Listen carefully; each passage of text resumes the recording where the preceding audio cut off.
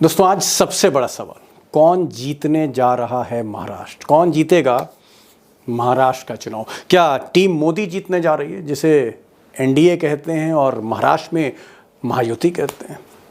मोदी शाह जीतने जा रहे हैं, या फिर राहुल गांधी की टीम जीतने जा रही है, इंडिया अलायंस, जिसे महाराष्ट्र में महाविकास अघाड़ी कहते हैं?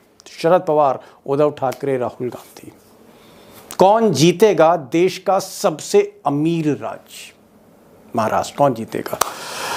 अब 20 तारीख को वोटिंग है और 23 तारीख को नतीजे आने वाले, मशीन खुलने वाली है। दिन बहुत कम रह गए हैं और इस मुश्किल सवाल का आज मैं जवाब देने की कोशिश करूंगा। अब दोस्तों, इस बार डेटा भी, जो डेटा है इलेक्शन का, सर्वेस का, वो भी बड़ी मुश्किल से मिल रहा है, क्योंकि ज़्यादातर गोदी मीडिया के चैनल्स और अखबार, इन्होंने इस बार सर्वे में हाथ नहीं डाला। जो भी वजह रही हो, चाहे वो हरियाणा में जो झटका खा गई थी मीडिया, उसकी वजह रही हो, बहरहाल सर्वे जो है, मेन स्ट्रीम मीडिया इस बार थोड़ा सा पीछे हट गई, बैकफुट पे, अभी तक बैकफुट पर है। लेकिन अगर आप पार्टी के इंटरनल सर्वेस देखें, पार्टी के इंटरनल सर्वेस देखें, चाहे वो बीजेपी के हों, कांग्रेस के हों, शरद पवार की पार्टी के हों, या फिर एकनाथ शिंदे जो सर्वे करा रहे हैं, अगर आप ये सर्वे देखेंगे, हालांकि आपको कंफ्यूज कर सकते हैं, लेकिन मैं फिर भी आपके सामने वो आंकड़ा भी रखने जा रहा हूँ और कुछ आंकड़ा भी रखूँगा। मिसाल के तौर पर एनडीए यानी महायुति, उसका मानना है कि वो ये चुनाव जीत रही। मानना भी चाहिए टीम मोदी को। टीम मोदी की तरफ से अजीत पवार, जो डिप्टी चीफ मिनिस्टर हैं महाराष्ट्र के, उनका दावा है, ऑन रिकॉर्ड दावा है कि उनका इंटरनल सर्वे यानी एनडीए का जो इंटरनल सर्वे है, वो कहता है कि इस बार ये जो नतीजे आने जा रहे हैं 23 तारीख को, 175 प्लस सीटें, 175 प्लस सीटें जो हैं वो मोदी शाह यानी महायुति को मिलने जा रही है। एनडीए जीतने जा रहा है चुनाव। 288 का हाउस है, उसमें से 175 प्लस सीट्स मिल रही, बहुमत आ रहा उनके पास, ऐसा उनका कहना है।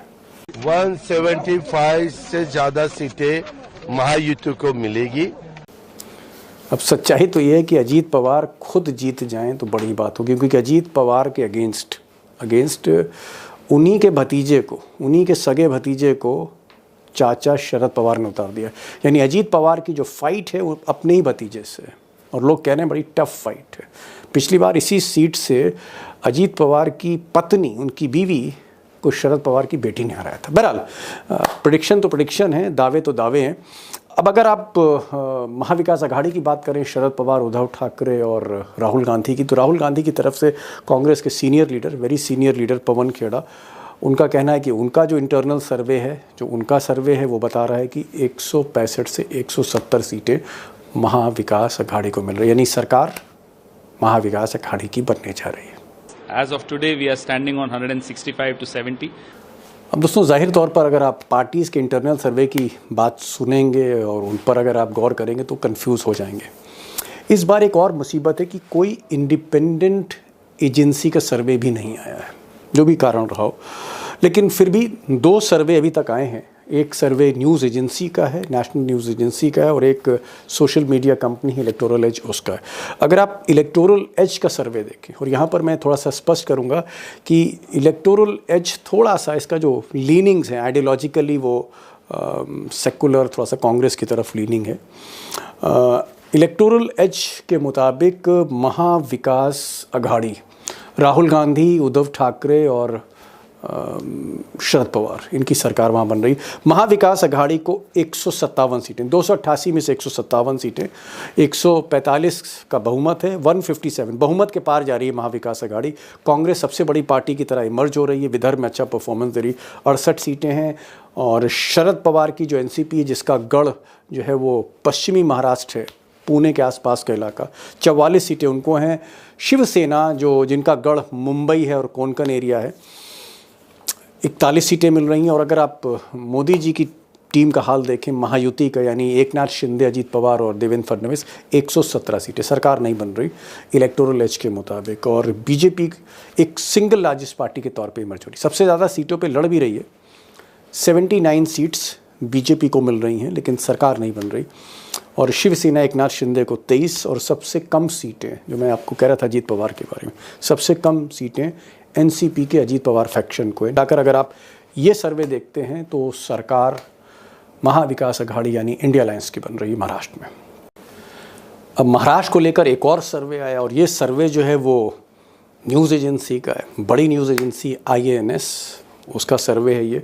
और इस सर्वे की बहुत चर्चा है, गोदी मीडिया में, अखबारों में लगातार इस सर्वे को दिखाया जा रहा है। चौंक जाएंगे इस कंपनी के बारे में जब मैं आपको आगे बताऊंगा। IANS को इस वक्त उसका मालिक मुख्तार कौन है वो जब आपको बताऊंगा तो आप थोड़ा चौंकेंगे, लेकिन सर्वे काफ़ी बृहद है इन्होंने किया, बड़ा सिंपल साइज़ की बात कर रहे हैं ये। और ये जो कंपनी है IANS, Indo Asian news service, बड़ी न्यूज़ एजेंसी हिंदुस्तान की, इस पे मैं एक चीज़ क्लेरिफाई यहाँ करना चाह रहा हूँ। मैं भी यहाँ पर कुछ साल पहले संपादक था, एग्जीक्यूटिव एडिटर था। मैंने कहा क्लियर कर दूँ आपको, अब मेरा इससे कोई लेना देना नहीं है। इस कंपनी को दिसंबर 2023 पिछले साल इंसाफ ने खरीदा। सूरत से आप पहचान गए इनको, गौतम अडानी ने इस कंपनी को खरीदा और मेजॉरिटी स्टेक्स इनके पास है, कंपनी इनके पास है। और इस कंपनी का जो सर्वे है, अब कितना आप यकीन करते हैं मैं आप पे छोड़ता हूँ, इस कंपनी का जो सर्वे है IANS न्यूज़ एजेंसी का, उसमें जाहिर तौर पर अब बात मोदी जी की है तो अब अडानी जी की कंपनी है। अडानी जी की जो कंपनी IANS, उसमें सरकार इस सर्वे में मोदी जी की बन रही, मोदी और शाह की सरकार यानी महायुति की सरकार, NDA की सरकार बन रही है। 145 से 165, 145 ही बहुमत का मार्क है। और राइट उन्होंने IANS ने कहा कि 145 से 165 सीटें सरकार बन रही है। महाविकास अघाड़ी को 106 और 126 यानी महाविकास अघाड़ी की सरकार नहीं बन रही, यानी इलेक्शन मोदी जी जीतने जा रहे हैं। अगर आप अडानी जी, गौतम अडानी की एजेंसी IANS पर भरोसा करें उसके सर्वे पर। अब दोस्तों, अडानी जी की न्यूज़ एजेंसी IANS नई खरीदी है उन्होंने कंपनी, जाहिर तौर पे उनका जो सर्वे है मोदी जी को ही आगे रखेगा। अब मोदी जी कितना आगे जाते हैं ये तो खैर 23 तारीख को ही पता लगेगा, लेकिन अगर मैं सीरियस नोट पे कहूँ तो ज़मीनी हकीकत जो महाराष्ट्र की है उसमें किसको एज है, कौन आगे, विदर्भ में कौन आगे, मराठवाड़ा में कौन आगे, मुंबई रीजन में कौन आगे, वेस्टर्न महाराष्ट्र में कौन है, या फिर नॉर्थ महाराष्ट्र में कौन है।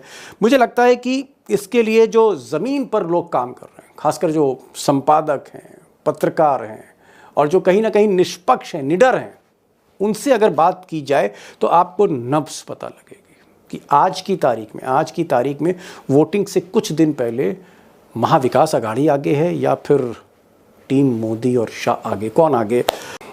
अब ये जो सवाल हैं, ये सारे के सारे सवालों के जवाब, यक्ष प्रश्न, इनके उत्तर आपको एक्सपर्ट से मिलेंगे। और एक्सपर्ट्स जो हैं जाहिर तौर पर महाराष्ट्र के बहुत ही एक्सपीरियंस्ड पॉलिटिकल जर्नलिस्ट हैं जो आपके साथ सीधे लाइव जुड़ेंगे। हमारे साथ सुधीर सूर्यवंशी होंगे, उनको आप ज़रूर सुनिएगा कि आपको एक अंदाज़ा मिलेगा कि कौन इस वक्त आगे, कौन इस इलेक्शन को जीत सकता है। सुधीर सूर्यवंशी इसलिए इम्पॉर्टेंट हैं क्योंकि उन्होंने विदर्भ और नॉर्थ महाराष्ट्र और वेस्टर्न महाराष्ट्र और मराठवाड़ा, ये सारा एरिया से वो लौट के आए हैं।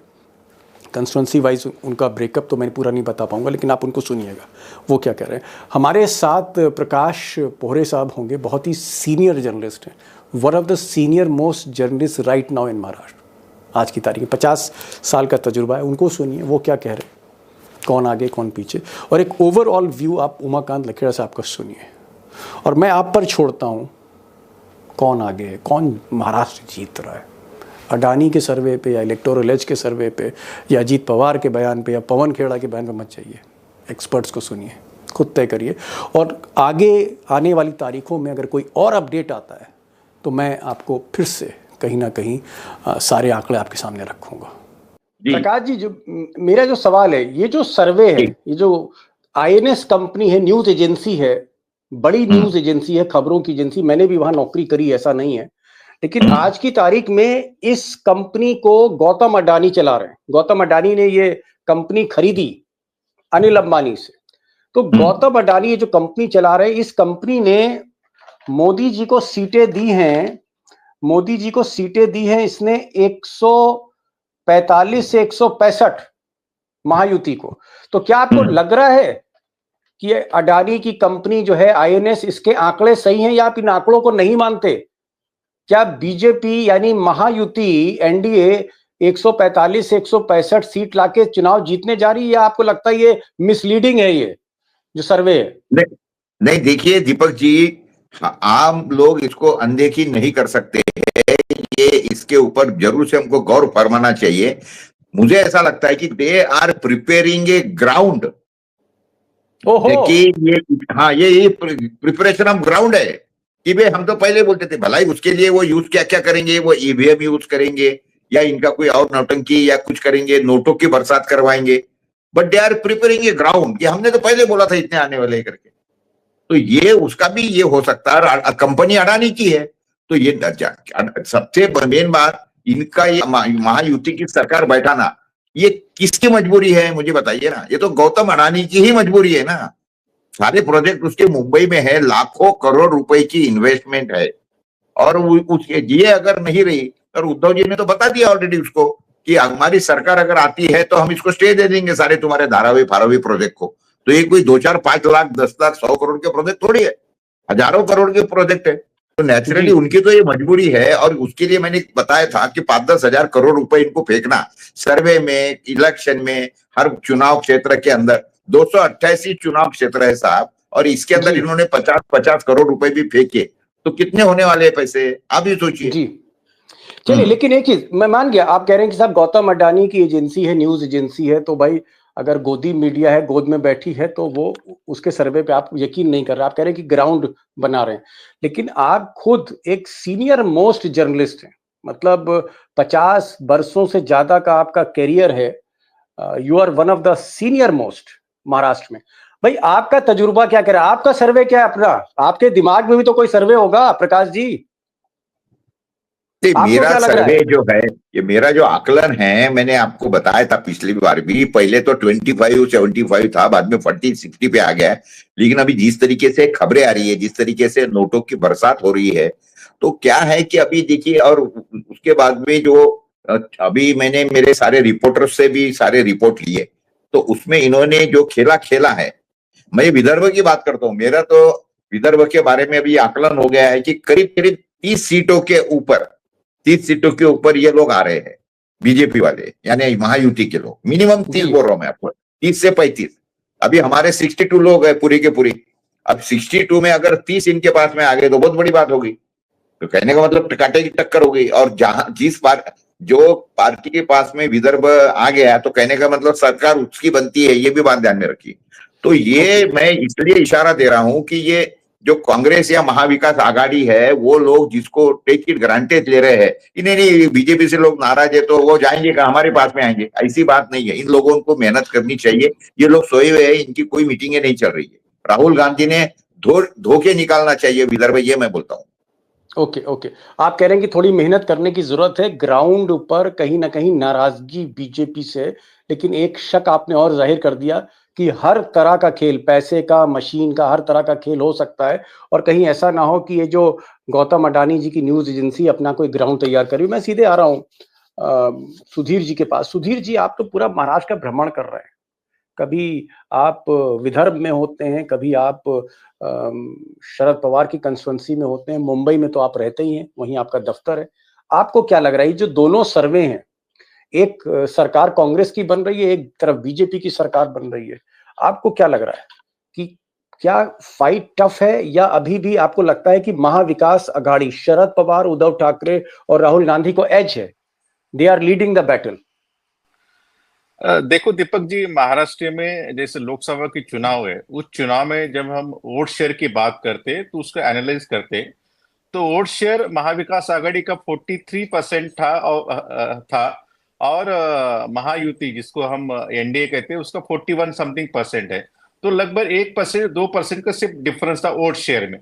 लेकिन रिजल्ट जो सीट जो कन्वर्जन हुआ वो महाविकास आघाड़ी में इफेक्टिवली हुआ, तो उनके सीटें 30 आई और महायुति के 17 सीटें आई, तो बहुत बड़ा डिफरेंस हुआ। लेकिन वोट शेयर में इतना डिफरेंस नहीं। वही बात देवेंद्र फडणवीस बार बार दोहरा रहे, उनके कार्यकर्ता को, अलायंस पार्टनर की, डिफरेंस ज्यादा नहीं है। हम अच्छी तरह से बैटिंग करें तो हम पावर में बिल्कुल आ सकते और पावर रिटेन कर सकते। मुझे लगता है कि वही जो सर्वे, दोनों सर्वे ज्यादा डिफरेंस नहीं दोनों सर्वे में। जो भी कुछ नंबर दे रहे वो एज का नंबर दे रहे, ज्यादा नंबर नहीं दे रहे, क्योंकि मैं भी ग्राउंड पे घूम रहा हूँ, लोगों से बात कर रहा हूँ, तो इसलिए सबका आकलन इन टोटलिटी करना बहुत ही डिफिकल्ट हो जाता है। लेकिन जैसे हमारा एक्सपीरियंस रहता है सब चीजें का जानने का, उससे जब हम मोटा मोटी बात करते हैं सब चीजों का, मोटा मोटी बात करना है, रीजन वाइज बात करना, कौन सी रीजन में कौन ज्यादा चलेगा, रीजन का एक इन्फ्लुएंस रहता जी। है महाराष्ट्र में। जैसे विदर्भ है, विदर्भ में मुझे लगता है कि कांग्रेस को एज रहेगा उस जगह पे, क्योंकि नाना पटोले महाराष्ट्र कांग्रेस के अध्यक्ष है और कुणबी कम्युनिटी से आते हैं और ओबीसी है, तो कुणबी का बहुत सबका बहुत बड़े पैमाने पे विदर्भ में, विदर्भ में आप कह रहे हैं कांग्रेस आगे जी। हाँ, मराठवाड़ा जरंगे फैक्टर उन्होंने कैंडिडेट खड़े न करने की वजह से शरद पवार, उद्धव ठाकरे और कांग्रेस को एज हो गई। वो कैंडिडेट खड़े करते तो उनको डैमेज होने की बहुत भारी आशंका थी। और ये जो आप कह रहे हैं कि मराठवाड़ा एरिया में आप कह रहे हैं कि वहां पर भी महाविकास अघाड़ी यानी इंडिया अलायंस को एज मिल रही है, विदर्भ में भी एज है। और ये जो पश्चिमी महाराष्ट्र है, जो पुणे का एरिया है, जो शरद पवार का किला है, पश्चिमी महाराष्ट्र, वहां के क्या हाल है? वहां पर भी तो आपने बड़ा भ्रमण किया है। देखो पश्चिम महाराष्ट्र, जो वेस्टर्न महाराष्ट्र है, वहां को जो निचला वाला तबका है, जैसे कोल्हापुर हो, सांगली हो, सातारा है, वहां पे शरद पवार अच्छी तरह से अपनी पैठ जमाए हुए, कांग्रेस भी ठीक ठाक है। लेकिन जब पुणे जो अर्बन एरिया शुरू हो जाता है, वहां पे बीजेपी, जैसे अर्बन वोटर में बीजेपी का ज्यादा बोलबाला रहता है, तो वहां पे वो काउंटर कराए। तो मुझे लगता है कि वहां पे 50-50 होगा, नहीं तो 60-40 होगा। 60% महाविकास से आघाड़ी हो सकती है, 40% महायुति हो सकती है, नहीं तो 50-50 होगा वहां पे। तो ओवरऑल आपको लगता है महाविकास अघाड़ी को एज है, ऐसा लग रहा है आपको?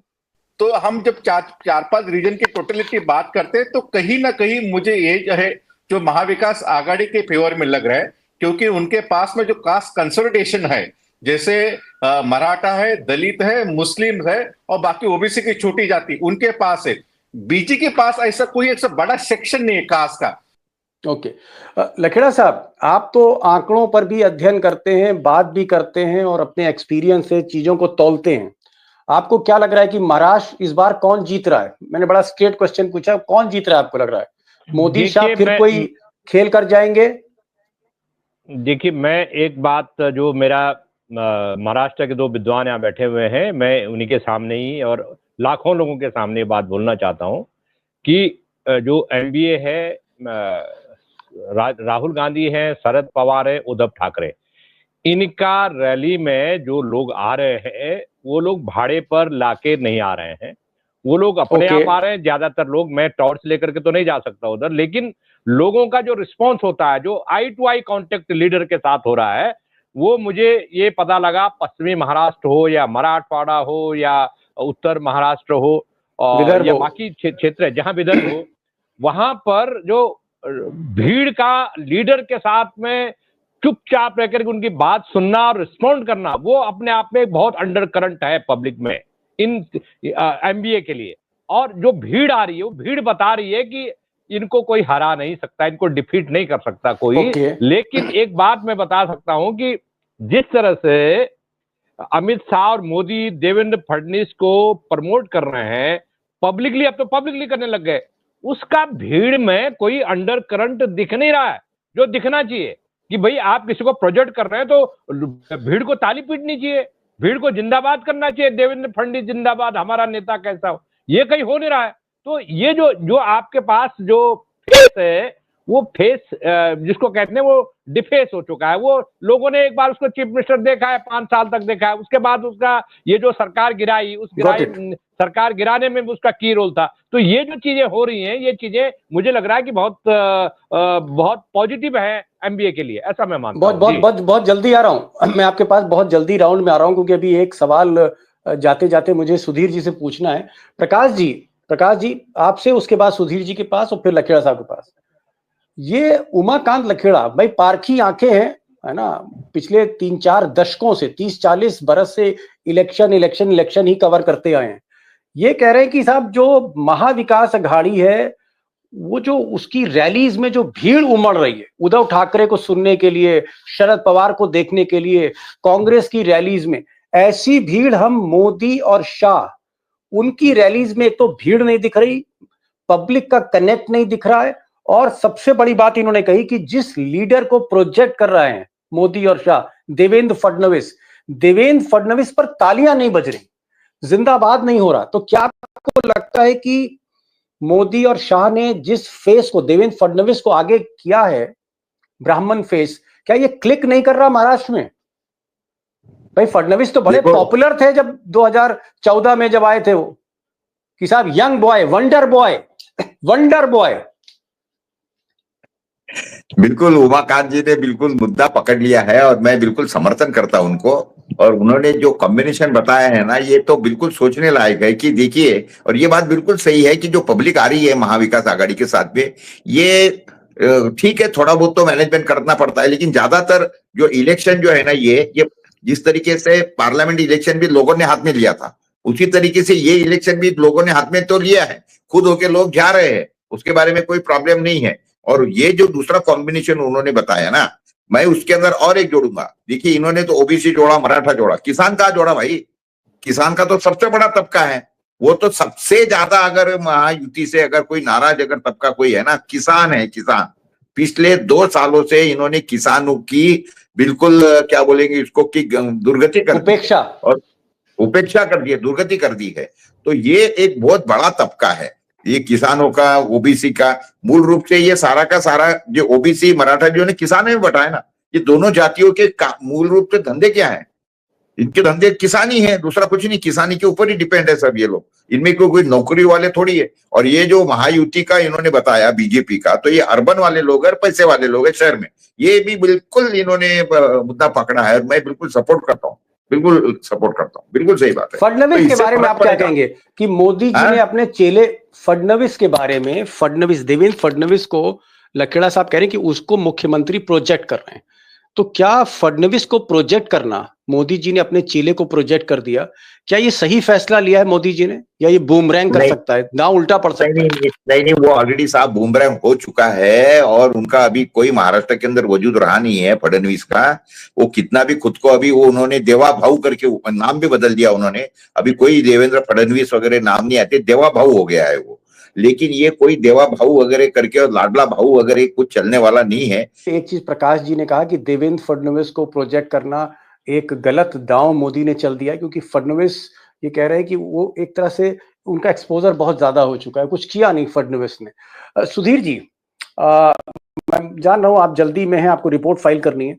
एक चीज मुझे आप बताइए कि क्या मैं अगर ये दोनों सर्वे किनारे रख दूं, एक प्रो बीजेपी एक प्रो कांग्रेस, कोई फायदा नहीं है सर्वे करने का, सर्वे बहुत कंफ्यूज भी करते हैं। पिछली बार हमने हरियाणा में देखा, सारे एग्जिट पोल दिखा रहे हैं कि साहब कांग्रेस की सरकार बन रही, लेकिन कुछ और हो गया।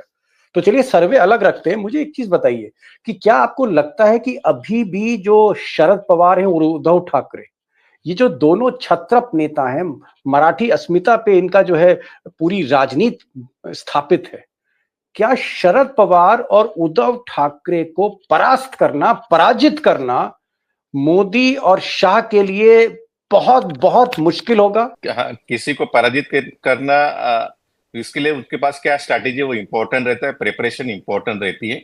लेकिन भारतीय जनता पार्टी कहीं ना कहीं मुझे ऐसा लग रहा है कि गलती के ऊपर गलती कर रही है। ये आपको याद होगा, भारतीय जनता पार्टी का कैंपेन महाराष्ट्र में बटेंगे तो कटेंगे ये स्लोगन से शुरू हुआ था। लेकिन आज सब जो अखबार है, मराठी अखबार हो, अंग्रेजी अखबार है, वहां पे क्या आ गया, एक है तो हम सब सेफ है। तो इसका मतलब पहला स्लोगन उनका काम नहीं किया, पहला स्लोगन बुमरैंग कर रहा है, इसलिए तो एक है सेफ, ये आ गया। दूसरी बात जो मतलब आप कह रहे हैं नारा बदल दिया, बटेंगे तो कटेंगे, योगी जी का बटेंगे तो कटोंगे बदल के एक हैं तो सेफ हैं, ये नया नारा दे दिया। ऐसा नहीं करना चाहिए था, बीच चुनाव में नारा नहीं बदलना चाहिए, आप ये कहना चाह रहे हैं? बिल्कुल, इसका मतलब यह है कि कहीं ना कहीं बीजेपी जो नैरेटिव सेट करने में सबसे एक्सपर्ट, मास्टर वर्ड की लार्जेस्ट पार्टी है, कहीं ना कहीं उनको समझ में आ रहा है कहां ना कहां गलती हो रही है, तो उसकी वजह से नारा बदल रहे। तो योगी जी का दिया हुआ नारा तो मोदी जी क्यों अपने दूल्हे की रैली में चेंज करते?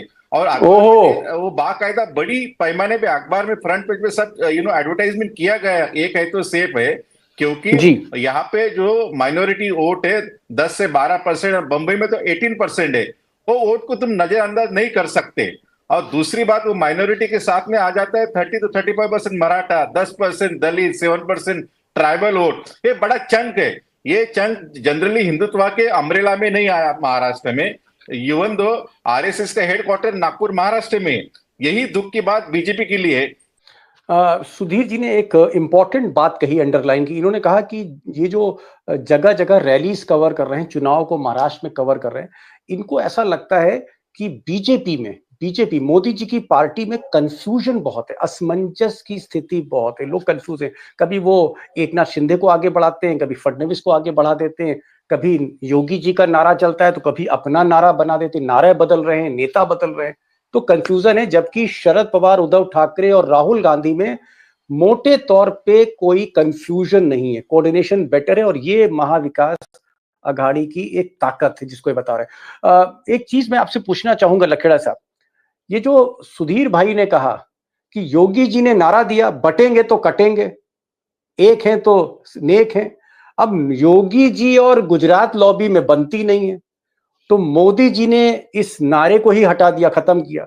तो इसकी वजह क्या है कि अमित शाह योगी का नारा भी बर्दाश्त नहीं कर पा रहे? ये हालत है बीजेपी की।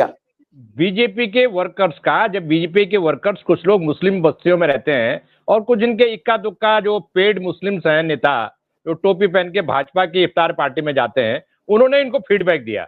जो मेरी बंबई से रिपोर्ट है, महाराष्ट्र से, उन्होंने फीडबैक दिया, भैया नारा बदल दो, इसलिए जो हमारा समाज में हम जाते हैं, लोग कहते हैं हमको बांटेंगे कटेंगे बात करो, तुम बीजेपी वालों के साथ घूमते हो। तो इन्होंने तत्काल उस नारे को बदल दिया और कहा कि अरे यार उन्होंने ये गड़बड़ कर दिया, इससे तो रिपरकशंस हो जाएगा इलेक्शन में, महाराष्ट्र में हम चुनाव हार जाएंगे इस चक्कर में।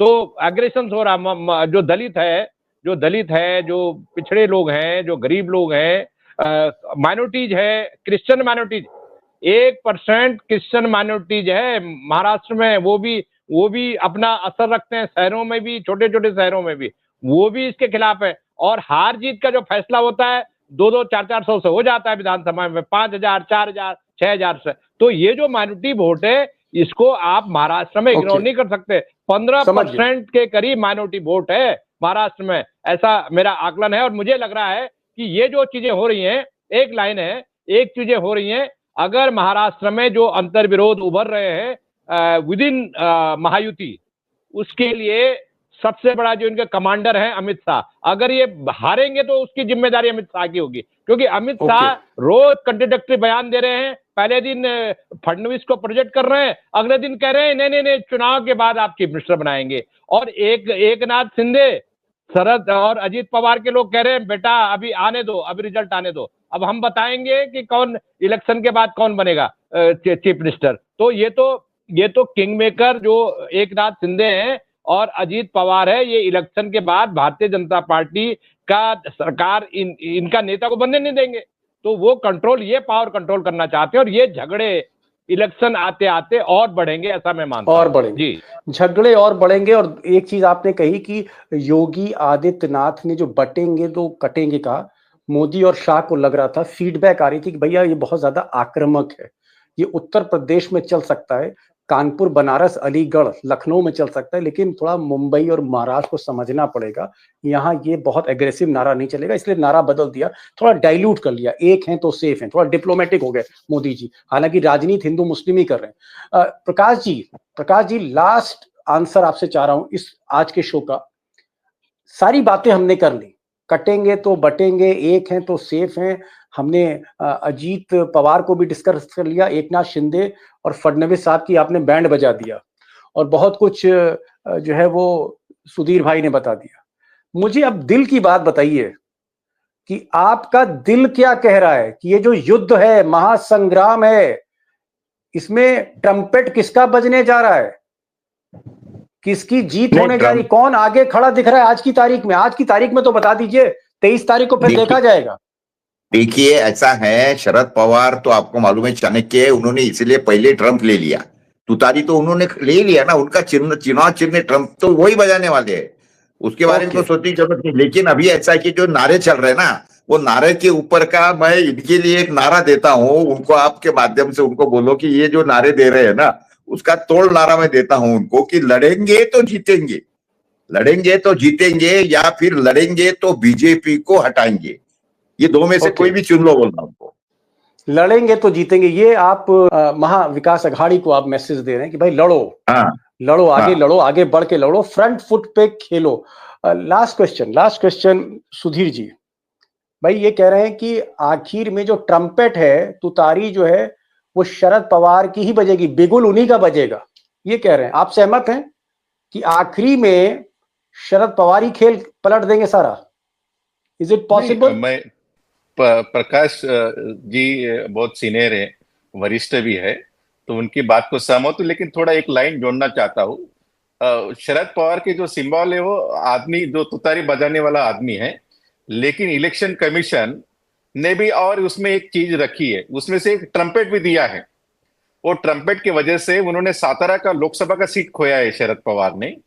दूसरा, डिंडोरी जो लोकसभा क्षेत्र है जो एसटी रिजर्व है, वहां पे ट्रम्पेट, सिर्फ ट्रम्पेट, मैन वाला ट्रम्पेट नहीं, सिर्फ ट्रम्पेट का आदमी को किसी ने उसको देखा भी नहीं। वो आदमी मुझे लगता है किसी ने गोवा भेज दिया था। वो आदमी को 1.5 लाख वोट मिले। कितने? 1.5 लाख। हर कॉन्स्टिट्यूंसी में ये ट्रम्पेट है ना, सिंपल ट्रम्पेट, उससे भी नहीं तो आपको लग क्या रहा है, आपको क्या लग रहा है? 30 सेकंड में जवाब चाहूंगा कि ये जो कह रहे हैं कि शरद पवार ही बिगुल बजाएंगे, क्या शरद पवार बाजी पलट सकते हैं? पलट सकते हैं? देखो, शरद पवार में ताकत है बाजी पलटने की। हमने वो 2019 में भी देखा है कि जिस तरह से उन्होंने बारिश की उनकी रैली हुई थी, और ईडी के नोटिस के बाद में ईडी का नोटिस इस्तेमाल कैसे किया जाए, तो उसके शरद पवार से सीखना चाहिए बाकी पॉलिटिशियन ने। एक्चुअली उसके जो उनके जो भतीजे, उन्होंने एक्चुअली सीखना चाहिए था ईडी नोटिस से। डर के मारे उधर से जाने के बजाय ईडी नोटिस फेस करते थे और एक बड़े नेता यहाँ पे उभर जाते हो महाराष्ट्र में। लेकिन मुझे लगता है कि जो आपका जो सवाल का जवाब है, शरद पवार की राजनीति सिर्फ 10 साल 20 साल की नहीं, 40-50 साल का उनका तजुर्बा है। बिल्कुल उनमें सब चीजें हैं कि कैसे चुनाव पलटने की जो ताकत है। उन्होंने, जैसे मैंने पहले भी आपको कहा था, 1980s का एक एग्जाम्पल दिया था। उस टाइम पे उनके सब एमएलए छोड़ के गए थे। 60 में से 56 सिर्फ 4 लोग उनके पास थे। दूसरा चुनाव जब लड़ा तो जो लोग छोड़ के गए थे सब हार गए, बाकी नए 40-50 लोग उन्होंने चुन के लाए थे। ये ताकत शरद पवार की है। ओके, ताकत है शरद पवार की। आप कह रहे हैं कि मैच का रुख बदल सकते हैं, ये तजुर्बा है शरद पवार का। लखेड़ा साहब, आखिरी सवाल, और मुझे लगता है इस सवाल में मैं समय बहुत कम देने जा रहा हूं, समय एकदम निकल गया हाथ से। क्या आपको लगता है कि अगर शरद पवार, राहुल गांधी और उद्धव ठाकरे आगे हैं, तो क्या मोदी और शाह ये युद्ध हार चुके हैं, उनके हाथ से युद्ध निकल गया है, या मोदी और शाह और उनके सिस्टम को अंडर एस्टिमेट नहीं करना चाहिए? देखिए, मैं बहुत ज्यादा उतावलापन नहीं करता हूं। मैं बहुत इलेक्शंस को देखा है, करीब से देखा है, हरियाणा भी देखा है, और मैं ये मानता हूं कि जो मोदी है, अमित शाह है, इनके साथ इलेक्शन कमीशन कंधे से कंधा मिलाकर के काम कर रहा है ताकि भारतीय जनता पार्टी जीत जाए। और जो राजीव कुमार हैं, जो चीफ इलेक्शन कमिश्नर है, उनका जो बिहेवियर है, उनका जो कंडक्ट है, वो उन्होंने कलंकित कर दिया इलेक्शन कमीशन को। मुझे बड़ा दुख होता है कि मैं 1991 से 89-91 से मैं इलेक्शन कमीशन कवर कर रहा हूं, और इतना कलंकित इलेक्शन कमीशन जब कर रहा है, और वो भारतीय जनता पार्टी को टोटल एकदम भारतीय जनता पार्टी की ब्रांच के रूप में काम कर रहा है, तो मुझे नहीं लगता कि ज्यादा उत्साह दिखाने की जरूरत है। मेहनत की जरूरत है, कड़ा कदम उठाने की जरूरत है। जो तीनों पार्टीज का जो कोऑर्डिनेशन है उसको स्ट्रॉन्ग करने की जरूरत है बूथ लेवल पर, क्योंकि गुजरात लॉबी बेशर्मी से चुनाव जीतने के लिए किसी भी सीमा तक जा सकती है। इन्होंने कह दिया पहले कि जैसे महाराष्ट्र में भी जीतेंगे। तो आपने बहुत बड़ी एक नसीहत दी। आपने कहा कि सिस्टम इनके साथ है, गुजरात लॉबी किसी भी हद तक जा सकती है, इसलिए कमर कसनी होगी उद्धव ठाकरे जी को, कमर कसनी होगी शरद पवार साहब को, जिनकी उम्र 84 साल है, हालांकि बीमार भी हैं, अस्वस्थ हैं, लेकिन उसके बावजूद शरद पवार को 84 साल में एक्टिव होना पड़ेगा, प्रोएक्टिव होना पड़ेगा। उद्धव ठाकरे को भी होना पड़ेगा, राहुल गांधी को भी फोकस करना पड़ेगा। ये मेहनत पसीने की लड़ाई है, जो पसीना ज्यादा बहा देगा जीत उसी की होगी, तभी इस सिस्टम को तोड़ा जा सकता है, ये इनका कहना है। यानी कुल मिलाकर इशारा कर रहे हैं उमाकांत लखेड़ा कि भाई कुछ भी हो जाए, मोदी शाह को अंडर एस्टिमेट मत करो, तैयारी करो, पूरे दमखम की तैयारी करो। ये महाविकास अघाड़ी को वो कह रहे हैं। लखेड़ा साहब, आप आए और आपका बहुत बहुत शुक्रिया। और प्रकाश साहब, मैं किन शब्दों में आपका रोज धन्यवाद करूं मुझे समझ नहीं आ रहा, शब्द मेरे पास नहीं है। मैं सिर्फ आपको सैल्यूट कर सकता हूं कि इस उम्र में जिस तरह से आप निडर होकर, निष्पक्ष होकर चीजें रखते हैं। और हमारा बहुत बहुत धन्यवाद सुधीर सूर्यवंशी को, जो हमारे साथ जुड़े, लगातार महाराष्ट्र का चुनाव कवर कर रहे हैं, रोज कम से कम 10-12 रिपोर्ट्स फाइल करते हैं, उसके बाद हमारे शो में आते हैं। Thank you so much for joining.